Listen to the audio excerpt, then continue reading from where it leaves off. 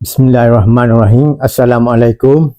Umumnya mengetahui punca sebenar PAS beria-ria hendak menendang bersatu daripada Parti Perikatan Nasional.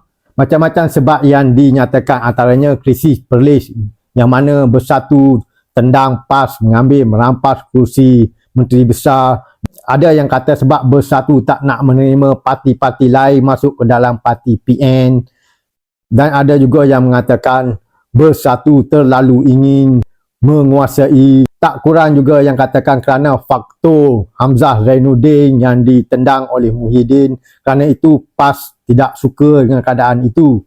Dan jika ditanya secara terus, adakah berbeza ideologi yang menyebabkan PAS ini berpisah dengan bersatu, ini menendang keluar bersatu, sedangkan mereka mempunyai ideologi yang sama, iaitu Melayu dan Islam.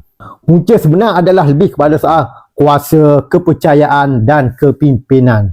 PAS merasakan mereka semakin kuat, sedangkan bersatu semakin lemah. Daripada 25 kursi tinggal 6 kursi, yang mana 19 kursi lagi lari. Mereka semakin kuat tetapi mereka masih lagi berkongsi pentas dengan bersatu.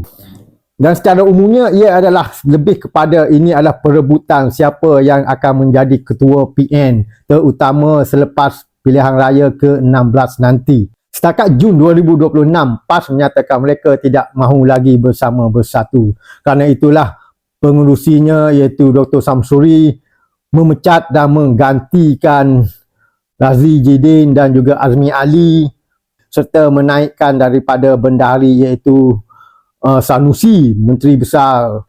Kenapa nak bagikan kepada Muhyiddin lagi? Kenapa nak bagi kepada bersatu lagi? Apabila melihat kegairahan PAS untuk menguasai PN, maka sedarlah kita bahawa PAS ini dia tidak boleh bergerak solo. Jikalau dia solo, dia tidak boleh menguasai Malaysia. Dia mesti mencari penyokong ataupun parti-parti lain untuk bersamanya. Kerana itulah ia memerlukan masih ingin di dalam PN.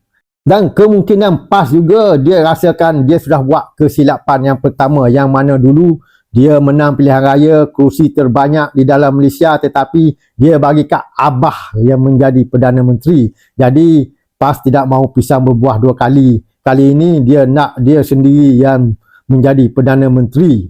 Tapi kalau lihatkan perkembangan terbaru, PAS benar menaikkan Hamzah, seolah-olah kali ini agaknya sekali lagi PAS walaupun kursinya banyak, dia akan bagi Hamzah menjadi Perdana Menteri.